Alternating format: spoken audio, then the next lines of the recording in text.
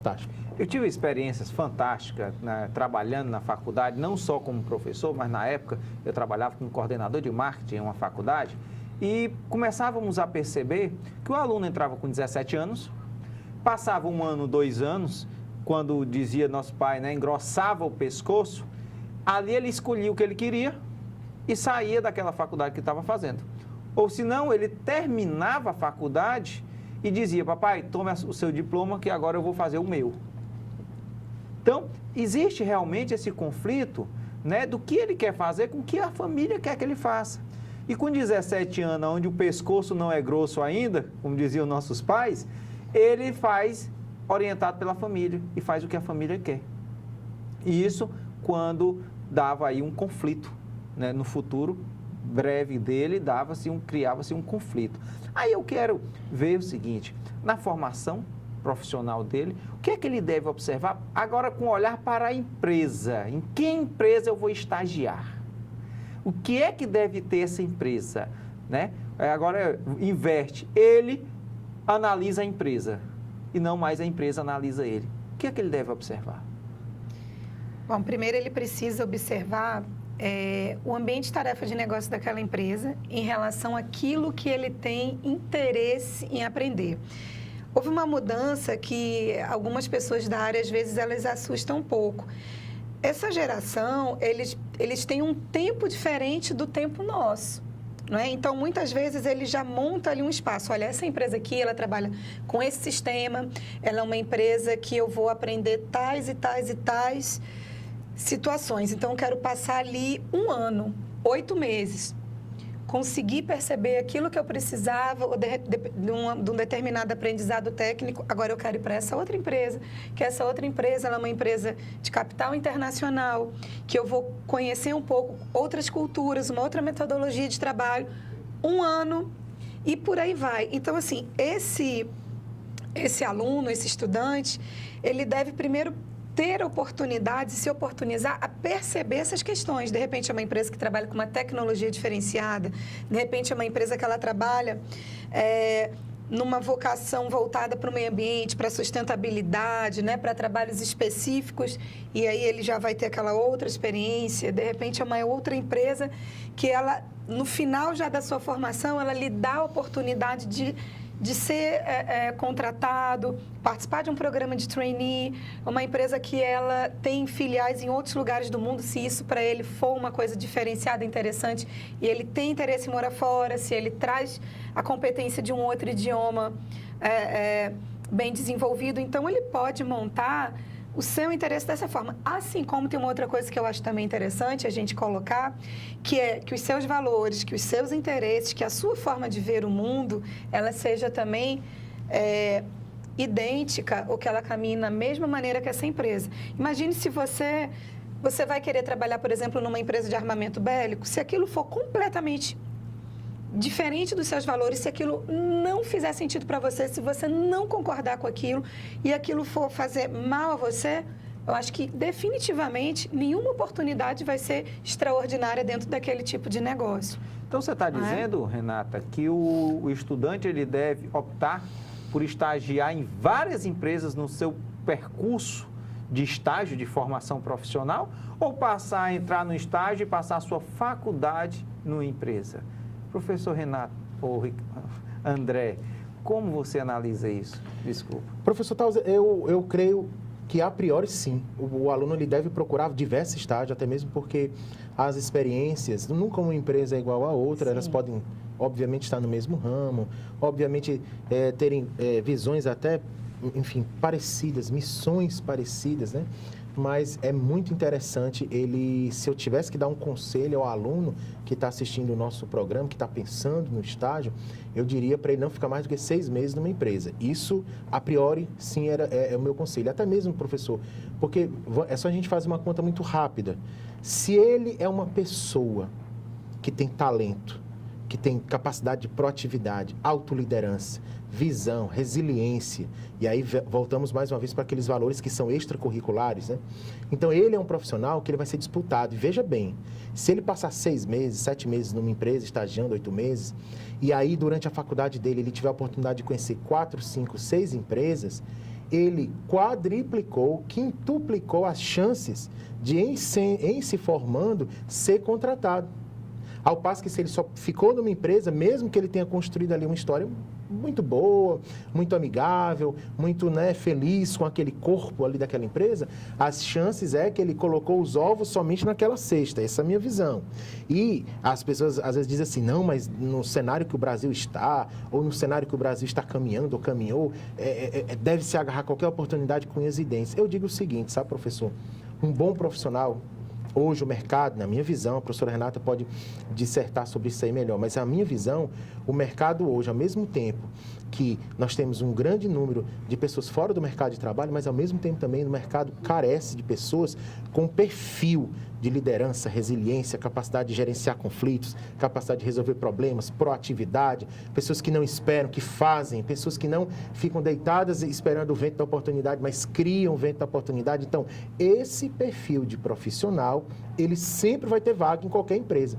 Outro dia eu conversava com uma grande gerente de uma multinacional aqui, uma das maiores do Brasil, conversando sobre ela, como é que estava a questão do recrutamento, professora Renata, da empresa dela, né, em nível internacional, e ela dizia exatamente isso para mim. André, hoje em dia, o nosso sistema de recrutar uma pessoa, até mesmo no estágio, professor Tauser, não é mais currículo, não se analisa mais currículo. Se faz toda uma seleção para perceber qual é a capacidade comportamental daquela pessoa. Como é que ela vai lidar com um estresse com um cliente, como é que ela vai lidar com um problema em relação à equipe. Então, essa pessoa, esse profissional, respondendo a sua pergunta, mais uma vez sinalizando, estagiando em diversas empresas, e nessas diversas empresas, ele deixando a semente dele, aquela boa impressão, aquele bom impacto, ele vai quadruplicar, triplicar, quintuplicar as chances dele de trabalho. Eu tenho uma experiência, quando eu fui diretor de uma instituição não governamental, eu tinha uma estagiária, e em um certo momento um amigo meu industrial ligou para mim pedindo uma indicação de um estagiário. E eu cheguei para minha estagiária e disse, você vai para lá. Não vou não, você vai para lá. Contra a vontade dela, lógico, conversando com ela, eu disse, você vai porque você tem que começar a conhecer o ambiente empresarial, da iniciativa privada. Você está dentro de uma organização não governamental, você está dentro de uma iniciativa de terceiro setor, então aqui você já conhece tudo. Você tem que somar outros conhecimentos à sua formação. E aí eu a coloquei lá, ela deu um crescimento gigante, chegou a ganhar cargos lá dentro, né? Enfim, então eu acredito também nessa formação, nessa múltiplas empresas que vai somando informação e vai fazendo dele conhecimentos diversos, sim, pontos de vista diferentes, modelos de gestão diferentes, conflitos diferentes, e isso vai melhorando a formação dele, sem dúvida nenhuma. Eu colaboro com vocês, eu concordo com vocês nessa formação. Então, você que está em casa, busque, não se enraize num só lugar. Busque a múltipla opção, formação, vá buscar informação para melhor preparar o seu conhecimento. Mas eu queria saber de vocês uma coisa, né? Como construir uma profissão promissora, como você disse, desde o ensino médio até a profissão mesmo, né? Quais os passos? Nós já conversamos sobre ensino médio, formação de pessoas, nós conversamos aqui sobre o ambiente acadêmico, mas quais os valores vocês acham que deve ser mais extraído, né, nessa construção de uma profissão promissora, para que você não se decepcione com a sua profissão? Para mim, profissão promissora é aquela que, primeiro, você vai fazer com extremo respeito, responsabilidade e muita dedicação. Né? No espaço que você tiver, na condição que você tiver, no lugar que você tiver. Além disso, para mim, tudo que é promissor é aquilo que você está a todo instante ampliando, alargando, se dedicando, estudando, conversando acerca disso, participando de movimentos, de eventos, de pessoas discutindo acerca daquilo ali. Então, a velocidade, a quantidade de informação, o avanço das investigações, das pesquisas em todas as áreas, hoje ela é muito forte, ela é muito consistente. E para que a gente consiga caminhar enquanto profissional, imagine que a grande maioria das profissões, ou se não todas, você tem uma área em volta, em torno, e áreas acessórias e outras formações afins que a gente não pode negar, né? E a gente não pode não conhecer. Então, promissor hoje é aquela pessoa que ela não para e ela tem a humildade de saber que ela está em constante evolução. Aquele profissional, não, eu já faço isso aqui há 20 anos e ele está ali parado, não é? E ele não quer avançar, complica. Então, promissor hoje é quem está correndo na velocidade das coisas. Mas eu queria deixar uma pergunta no ar enquanto a gente vai para o intervalo aí para respondermos no terceiro bloco. O que é promissor? É ser ou é ter? Quando retornarmos do intervalo, vamos responder essa pergunta no nosso terceiro bloco. Voltamos num minutinho.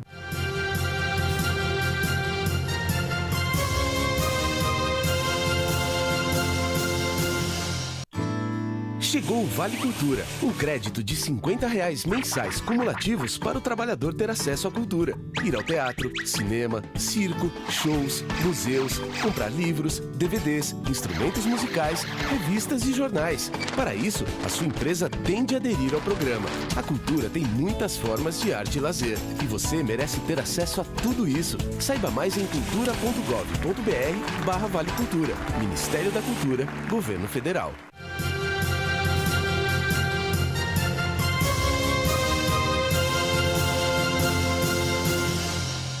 Já estamos no terceiro bloco e como prometemos, vamos responder para você a pergunta: o que é uma profissão promissora? É ser ou é ter? Professor André, responda para a gente. Professor Taus, agora eu vou entregar a minha idade um pouco. Eu me lembro que quando eu comecei ainda adolescente a pensar em profissão, eu ainda cheguei a pegar papai dizendo: faça curso de datilografia, porque sem datilografia você não vai ser ninguém no mercado de trabalho. E engraçado pensar sobre isso, porque em relação à mudança dos cenários, em relação à inovação, à tecnologia, nós temos que perceber o seguinte: o que antes era essencial, hoje já é totalmente descartável, né? Então, por exemplo, capacidades, habilidades, ferramentas que eram promissoras no passado, hoje já não são mais. E como é que você se antena, como é que você se conecta a esse ser promissor? Muitas pessoas elas acham que, por exemplo, somente a capacidade tecnológica, ou somente o conhecimento teórico, ou somente a expertise na área dela vai fazer com que ela seja um profissional promissor. Enquanto que, na verdade, eu diria que pelo menos em três áreas, hoje o profissional que quer ter uma carreira promissora, quer ter um futuro promissor, ele tem que ter excelência. Primeiramente, é a proeficiência naquilo que ele faz. A excelência, a expertise na sua área. Isso aí já é básico. Você não vai num dentista para ele dizer assim: olha, eu vou fazer o meu possível, eu estou ainda aprendendo direito. Não, você não vai, você vai no expert para tratar a sua boca, para tratar o seu dente. Então, isso é o básico do básico. Mas, além dele tratar a sua boca, talvez você não volte lá se ele, no pós-tratamento da sua boca, ele não fizer uma pergunta mais sobre a sua dor, sobre aquilo que está lhe incomodando, que dia fica melhor para você, ou seja, se ele não tiver uma inteligência emocional, uma inteligência relacional. E esse seria o segundo pilar que eu elenco realmente para a pessoa, hoje em dia, ela tem uma carreira promissora.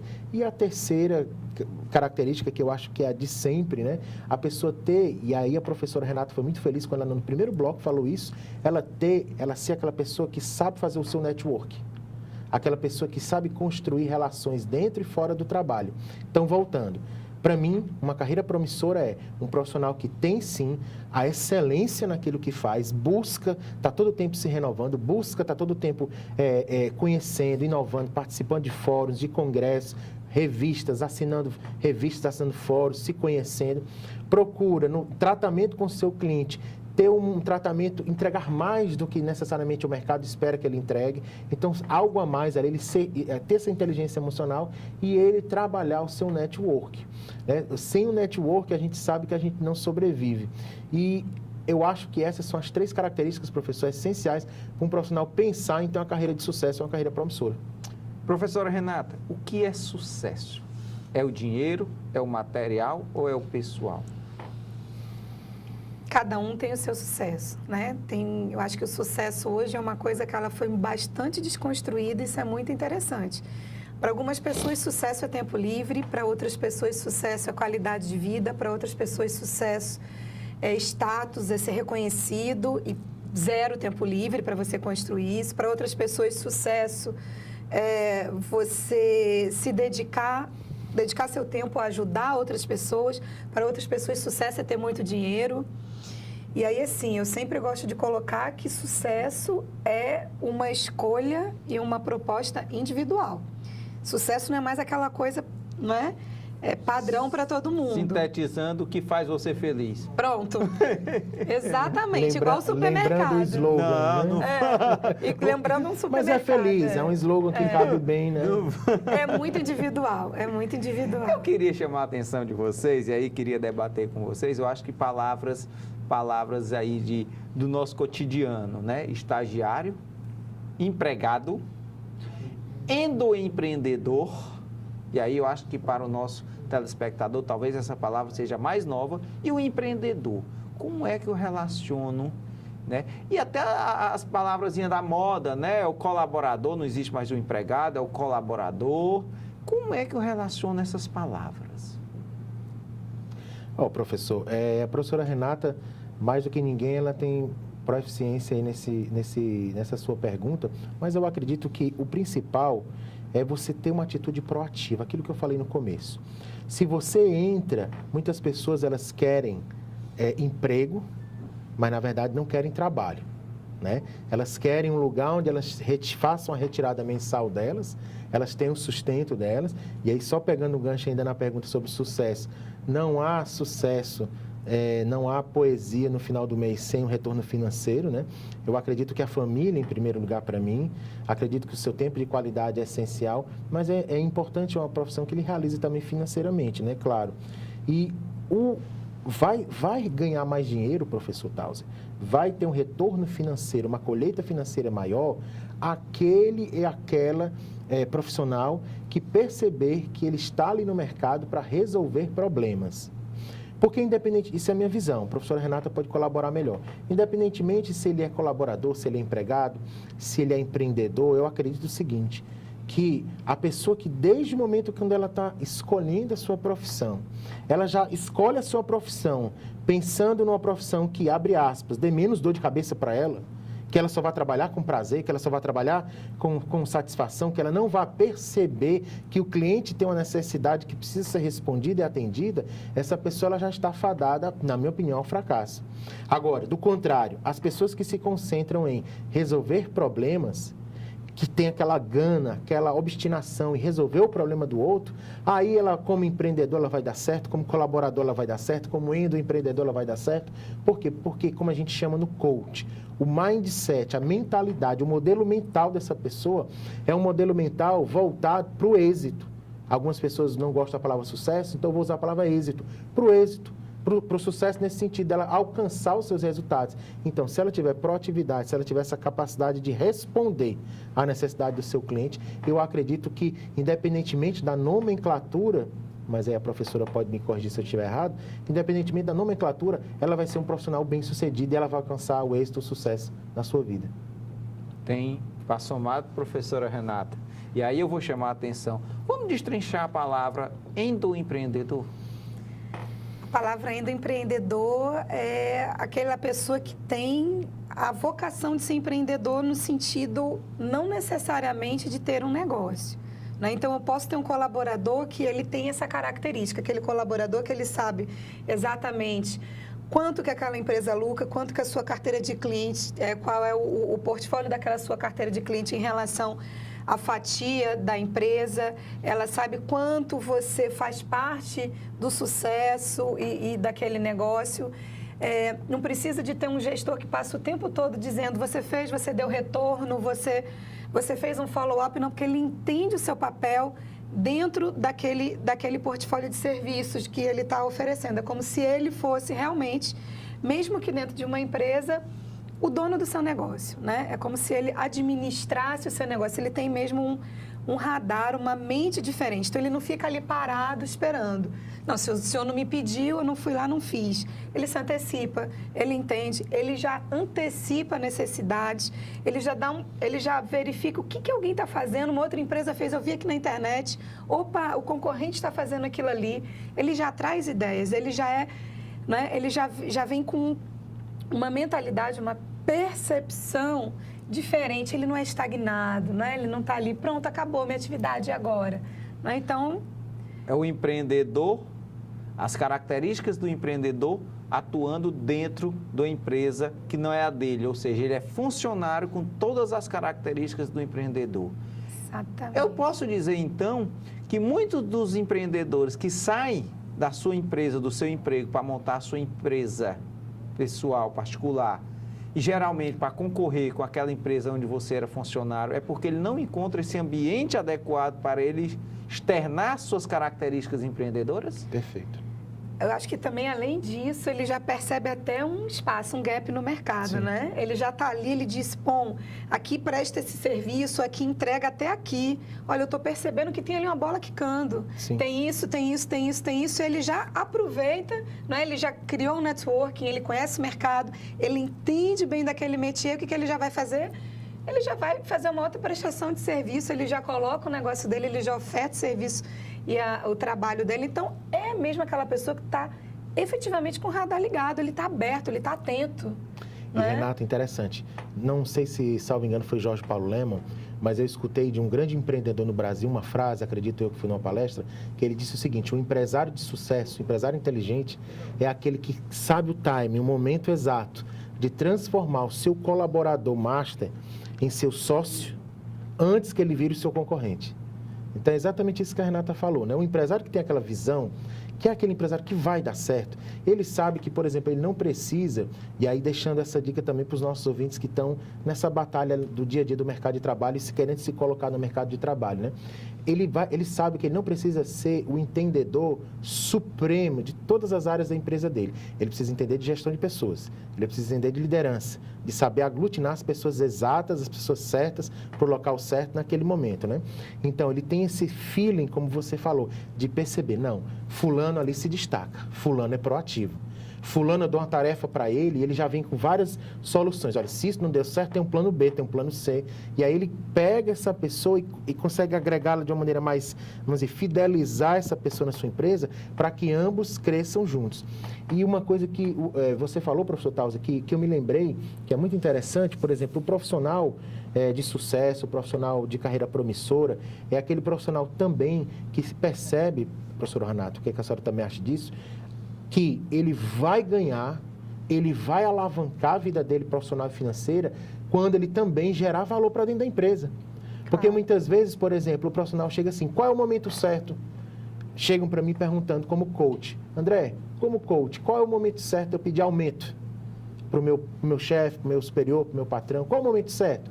Aí eu digo sempre, o momento certo é aquele momento que você tem nas suas mãos uma planilha com números, dizendo, olha, eu agreguei isso para a empresa, eu queria ser reconhecido também financeiramente. Porque na hora que você diz, olha, eu agreguei isso, eu somei, eu multipliquei, eu trouxe esse valor a mais financeiro e também não financeiro para a empresa e eu quero ser reconhecido financeiramente. E ali o seu superior, o seu chefe, ele vai ficar sem ter como negar. E se ele negar, aí você vai para outra empresa, você abre o seu negócio, vai para outra empresa que lhe valoriza, então monte o seu negócio, porque aí sim ele está percebendo que ali ele não é valorizado. Como é que ficam hoje as ferramentas digitais, as redes sociais, esse mundo digital na formação desse profissional, na empresa, na busca desse melhor profissional? Como é que fica isso? Como é que está esse cenário? As empresas estão preparadas? Os funcionários estão preparados? Eu escuto muito na faculdade as pessoas dizer que a vida digital é pessoal. Eu acho que não. A vida digital faz parte da sua vida social. E a nossa vida social não é particular. A empresa invade. Ela invade, você invade, enfim. É a sociedade. Como é que está sendo visto isso? A gente precisa ter muito cuidado hoje. Eu sempre digo isso. Você já está profissional desde o momento que você já está dentro de uma instituição de ensino, especialmente superior.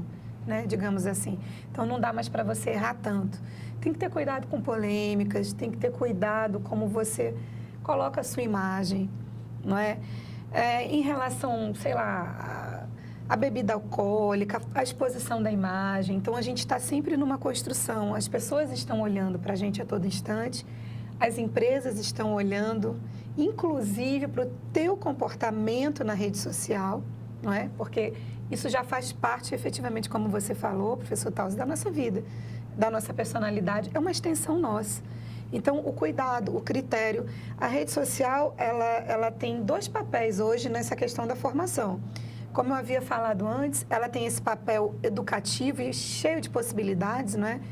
De formação, de interação e também na construção, né, da tua assinatura, do teu personal branding, da tua marca. Ali você está falando de você.